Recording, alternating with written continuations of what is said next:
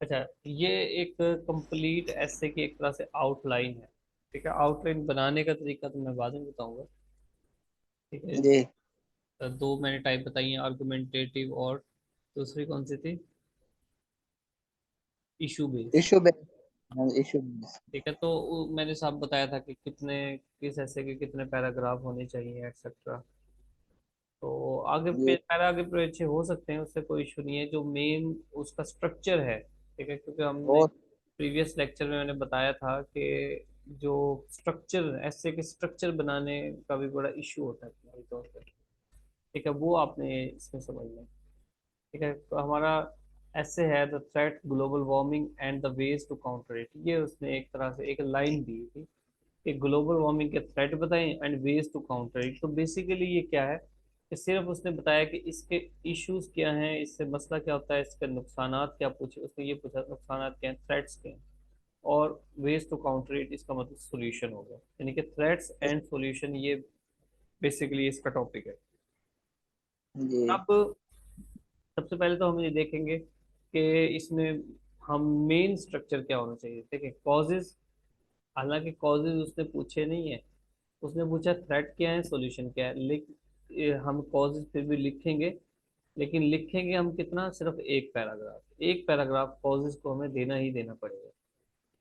हाँ, थ्रेट और सॉल्यूशन जो कि उसका पार्ट है हमारे क्वेश्चन का, हमारी थीम जो है ऐसे की, इसलिए फिर हम इसको ज़्यादा पैराग्राफ देंगे, लेकिन कॉज को भी हमें एक एक पैराग्राफ में लाजमी देना पड़ेगा। क्योंकि कॉज समझ आएगा तो तभी हम थ्रेट्स भी बात करेंगे, सॉल्यूशन की भी बात करेंगे। अब मैनिफेस्टेशन, मैनिफेस्टेशन का मतलब होता है थ्रेट्स। यानी मैनिफेस्टेशन मतलब किसी चीज़ के कंसिक्वेंसेस क्या हैं, किसी चीज़ के असरात क्या है, इसको मैनिफेस्टेशन कहते हैं। तो हम मैनिफेस्टेशन वाले क्वेश्चन का पार्ट है वो लिखना है, इम्पैक्ट्स या थ्रेट्स, ये एक ही बात है। ठीक है, और सॉल्यूशन। तो बेसिकली ये तीन चीज़ें हैं, कॉजेज, थ्रेट्स और सॉल्यूशन, ये तीन चीज़ें हैं। अब हम इस, स्टेशन पे सॉरी, ये दूसरा मैनिफेस्टेशन क्या होता है? इसका मतलब यही है, बताया तो। असरात असरात वगैरह, मैनिफेस्टेशन का मतलब कंसिक्वेंसेस, इम्पैक्ट, थ्रेट्स, एक ही बात है। ठीक है। जी सर। अच्छा, अब हम इसको थोड़ा सा इलेबोरेट करते हैं, थोड़ा सा इसको बढ़ाते हैं कि ये मतलब इसके जो पैराग्राफ्स हैं वो क्या होते हैं। एक सेकंड।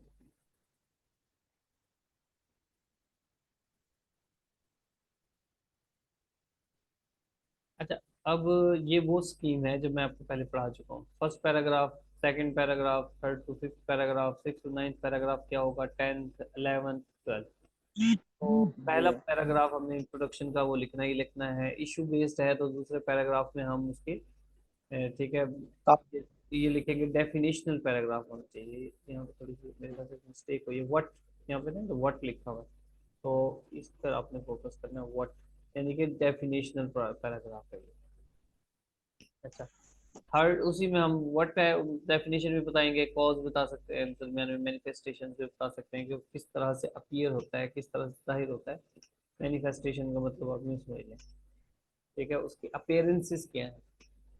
यहाँ पे मैंने ये हाइप ये लगाया है, इसका मतलब ये है कि आप इसी पैराग्राफ में उसके थोड़े थोड़े आप बता सकते हैं, अलग पैराग्राफ ना भी बनाए तो। थर्ड टू फिफ्थ पैराग्राफ ये हमारे मेन पैराग्राफ हैं, बॉडी पैराग्राफ। बॉडी पैराग्राफ वैसे यहाँ से स्टार्ट होके यहाँ तक ये सारा बॉडी पैराग्राफ है। ठीक है, ये सारे बॉडी पैराग्राफ हैं। अब जो मेन आर्गूमेंट्स हैं वो हमारा है थ्रेट्स और सॉल्यूशन, ये मेन आर्गूमेंट्स हैं। ठीक है जी, ये थ्रेट्स हैं, ये सॉल्यूशन है। अब इसको हम कितने देंगे, लेकिन तीन पैराग्राफ हमने थ्रेट्स को दे दिए, तीन से चार हमने सॉल्यूशन को दे दिए।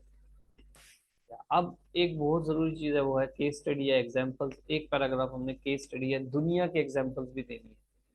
ठीक है, अब ये पैराग्राफ तो एक होगा, लेकिन इसमें आप दो तीन एग्जांपल दे सकते हो। एग्जांपल और केस स्टडी में क्या फर्क होता है? एग्जांपल मतलब ये चाइना ने ऐसे किया था तो हम भी ऐसा कर सकते हैं, ये एग्जांपल है। लेकिन चाइना ने क्या किया था, किस तरह से किया था, उसके कॉन्सिक्वेंसेस किस तरह से अपीयर हुए थे, मैनिफेस्टेशंस क्या उनकी, वो है केस स्टडी। तो केस स्टडी कहते हैं। अच्छा, फिर पाकिस्तान पे क्या असरात हैं, पाकिस्तान में क्या इश्यूज हैं, पाकिस्तान हम क्या कर रहा है इन सब चीज़ों के लिए। तो एक पैराग्राफ इसके लिए तो आपने लाजमी निकालना ही पड़ेगा।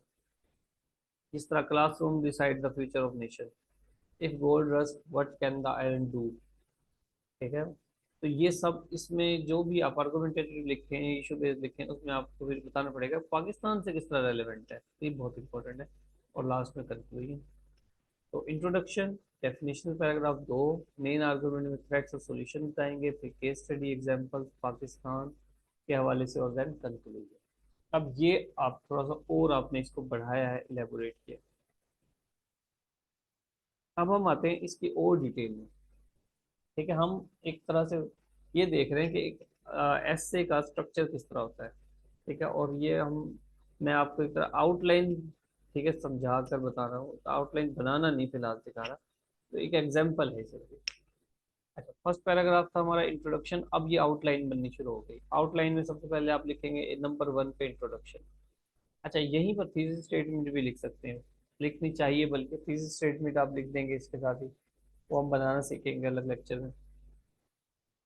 अच्छा, सेकंड पैराग्राफ क्या होगा? सेकंड पैरा, अब what are the causes behind uncontrolled global warming. ठीक है, आउटलाइन की एक खूबी ये है कि उसके जितनी भी लाइंस हैं वो सेल्फ एक्सप्लेनेटरी होनी चाहिए, सेल्फ एक्सप्लेनेटरी। ठीक है, यानी कि अब इसमें सिर्फ एक लाइन नहीं, आप यूं नहीं कहेंगे कि कॉजेज, आप सिंपल इसको कॉजेज लिखेंगे तब भी बात समझ आएगी, आप कॉजेज लिख रहे, लेकिन आपने इसको पूरी लाइन लिखनी है, what are the causes behind uncontrol global warming. अब इसके नीचे दो चार कॉज भी लिख सकते हो छोटे छोटे करके, वो भी आपके आउटलाइन बन जाएगी। अब उसके बाद आप मेन आर्गुमेंट पे आएंगे, 3 से 5, 3, 4, 5, 3 पैराग्राफ अपने थ्रेट लिखने।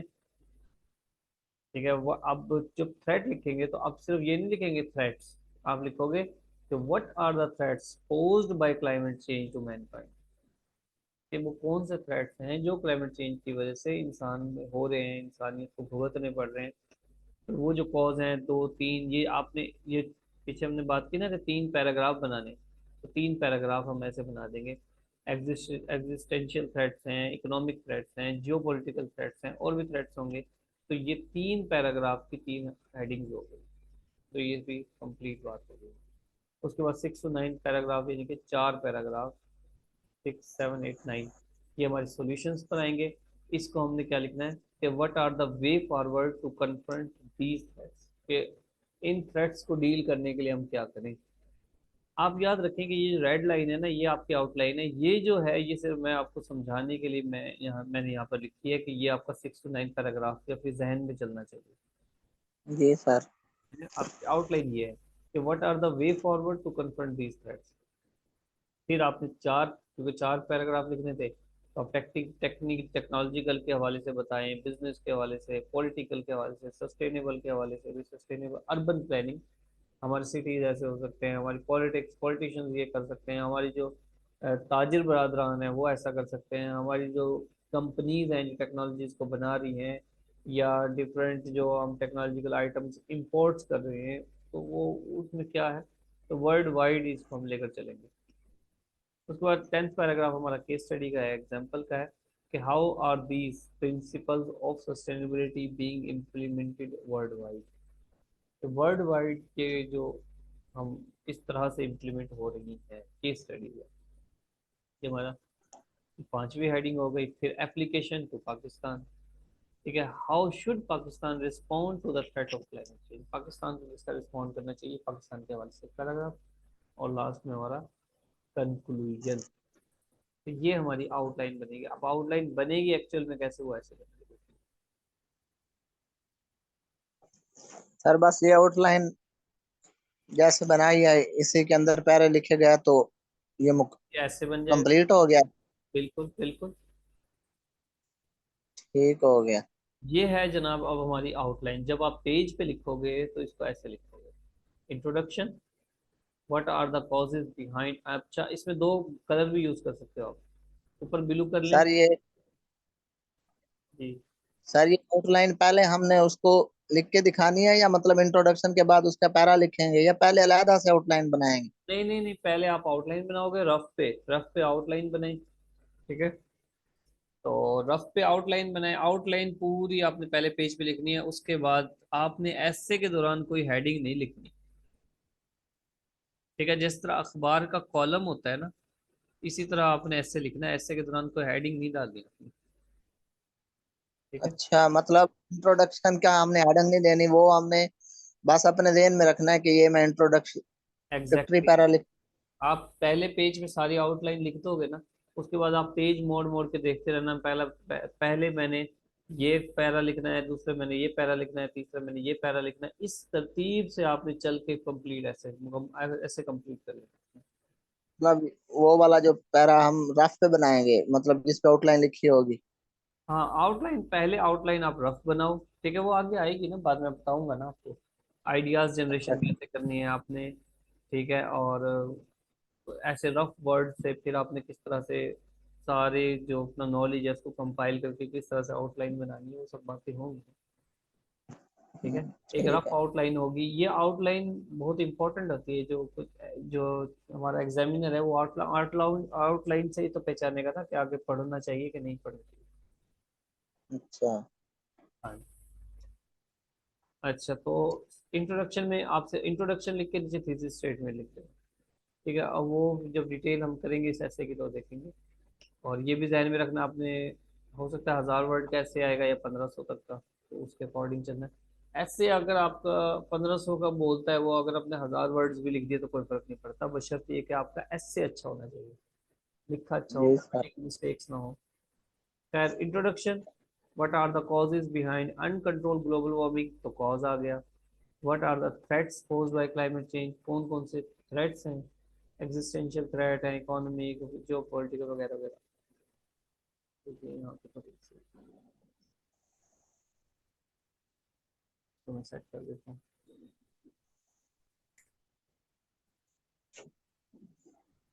1 2 3,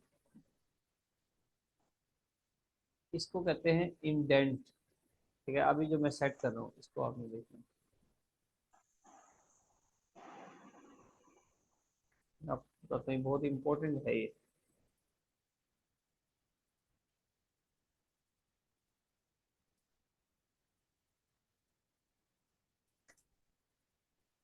तो ये जो मुझे पता नहीं लगा था, गलती हो गई यहाँ पर।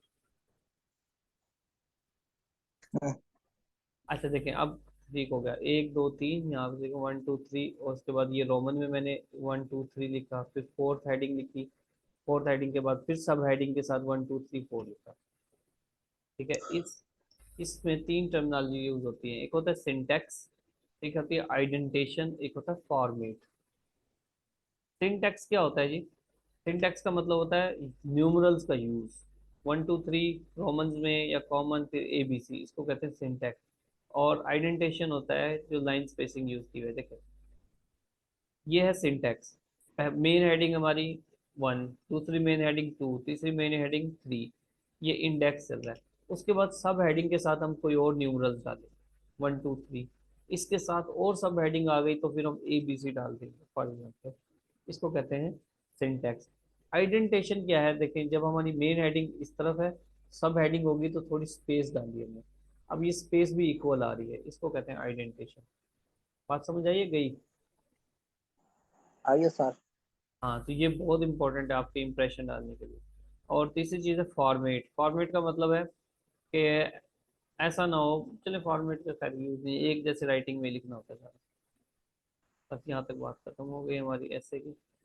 अब मैं आपको थोड़ा सा ये जो असाइनमेंट्स हैं वो गो थ्रू करवाता हूँ, उसके बाद मतलब हम रिकॉर्डिंग स्टॉप कर देंगे और इसको डिस्कस कर लेंगे। ठीक है, आपको मैं इडियम्स देने लगा हूँ। ठीक है, 8 इडियम होंगे। मीनिंग, एटिमोलॉजी देख लेना, एग्जाम्पल बनाने सारे अपनी तरफ से हैं। ठीक है। और उसके बाद ग्रामर, वही जो मेरे लेक्चर्स में से मैंने जी। 2 से 3 पेज सिर्फ प्रोनाउन के, हाफ प्रोनाउन है, 4 टाइप्स हैं वो। ठीक है। CSS की करेक्शन भी इसी में इम्पोर्टेंट पार्ट है। फिर ट्रांसलेशन की यूज़ है जी, देयर। देयर का यूज़ है उसके हवाले से है। अच्छा, ये जनरल रूल है। और ये 2 से 3, क्योंकि देयर के बहुत ज़्यादा यूज़ है। अभी हम इसको देखेंगे, तो बात नहीं समझ आई तो यही डिस्कस कर लेंगे। किस तरह आपने एक सेंटेंस बनाया था गोना का यूज करके टेस्ट में, तो वो गोइंग टू को बोलने में आप गोना लिखते हो, लिखने में नहीं लिखते। ठीक है। ये जिस बुक से मैं ये आपको पढ़ा रहा हूँ तो ये एक तरह से कन्वर्सेशन के हवाले से है ना मेन तो। तो लिखने में गोइंग टू ही लिखना है। लिखने में गोइंग टू आप, गोना जो है वो इनफॉर्मल है। अच्छा, बी टू, एक देयर का यूज, बी टू का यूज, ठीक है। और फिर ये कुछ वर्ड्स वो कैब आ गई। अच्छा, एक और मैंने यहाँ स्टार्ट किया, आर्टिकल ऑफ द डे। ठीक है, आर्टिकल ऑफ द डे में क्या है, ये आर्टिकल है Afghan refugees and international law. तो पहले ये ऑप्शनल है, आपको वक्त मिले तो कर ले, ना मिले तो ना करें। पहले मैंने आपको आर्टिकल दिया था, उसमें कहा था कि समरी वगैरह लिखे, फैक्ट्स एंड फिगर लिखे। तो वो सब छोड़ के मैंने सारी ये वैसे ही समरी वगैरह इसकी मेंशन कर दी है, फैक्ट्स एंड सर फिगर। ये शॉर्ट देना, लिखने की कोशिश करूंगा। हाँ, ये बस आप एक बार पढ़ लेंगे, आसान अल्फाज में मैंने लिखी है। जब आप इसको पढ़ें, मतलब लिखने की कोशिश करें, तब अच्छी बात है। शॉर्ट समरी इसका बल्कि लिखनी, टेस्ट में मैं शामिल कर दूंगा इसकी short summary. Facts and figure थोड़े से देख लेना, अच्छा है, क्योंकि हो सकता है रेफ्यूजीज के हवाले से कोई ऐसे आ जाए हमारा। सर फलस्तीन और इसराइल के बारे में भी आप सेंड करना कोई हो तो। वो मैं जैसे कोई आर्टिकल नजर आएगा तो मैं कर दूंगा। ठीक है। जी सर।